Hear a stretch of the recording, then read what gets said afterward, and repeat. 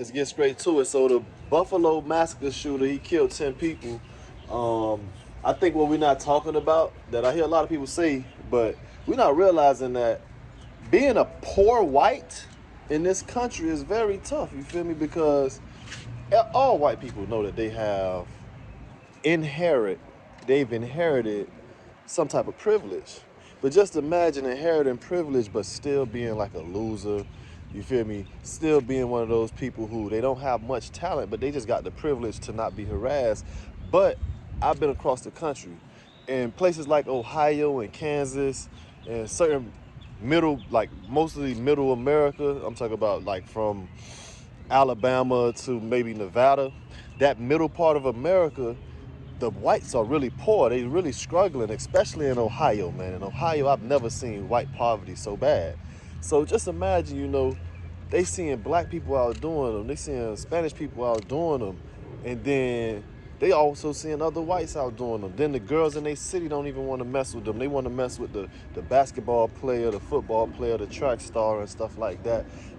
I'm pretty sure that's pretty tough. And I'm not saying this to defend them or take up for them, because I believe in my people. But the thing is, I think I just wanted to bring another perspective to it, because when you sit up and look at it, these people gotta hate themselves to basically say, man, I'm in my 20s, I'm gonna go kill 10 people and do the rest of my life or die in prison. Basically, I'm gonna die in prison. That's really a mental issue, you feel me? But also you gotta think, this is their history. Since the beginning of time, all they've done is pillage and rape and murder, you feel me? We've took over this country by doing the exact same thing.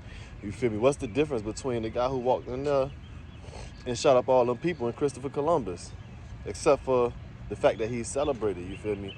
Christopher Columbus really did the same thing. So I'm not saying this to defend. I'm just saying that, hey, man, the poor whites in this country are dealing with a real psychological issue, especially being at the fact that they know that they have privilege and they can't tap into that privilege.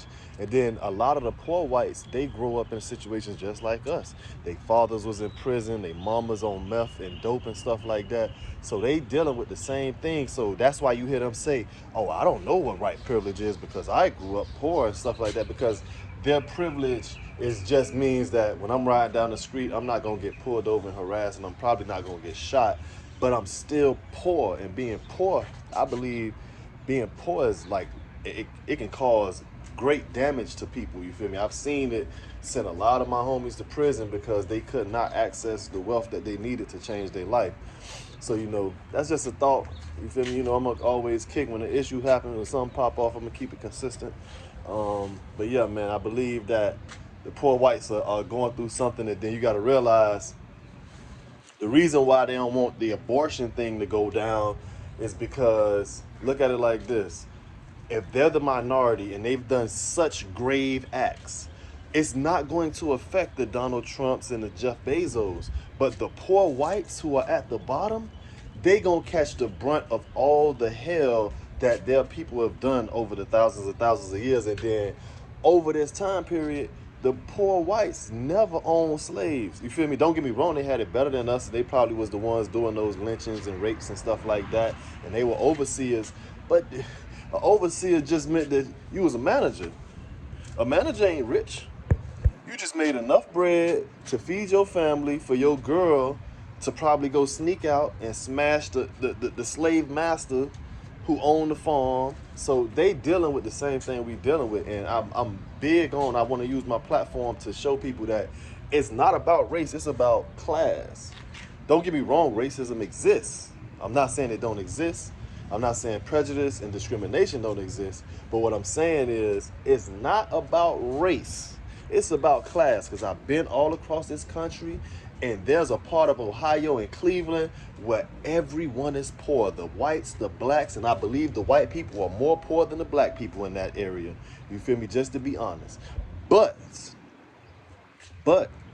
if you got some bread, no matter what color you is, you can stay downtown and you can live the best life and you can have access to everything. So with that being said, man, let's just think about that.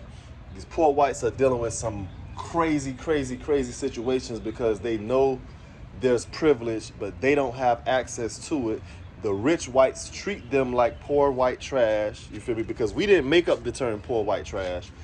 Whites made that term up for other whites. The same way they called us the N-word, they made that term up. That's the N-words of white people.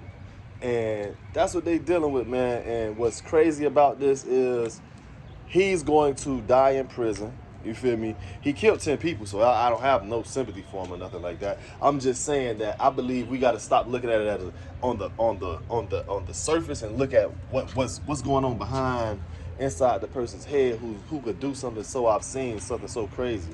But that's the word for the day, man. That's swoosh. That's free game.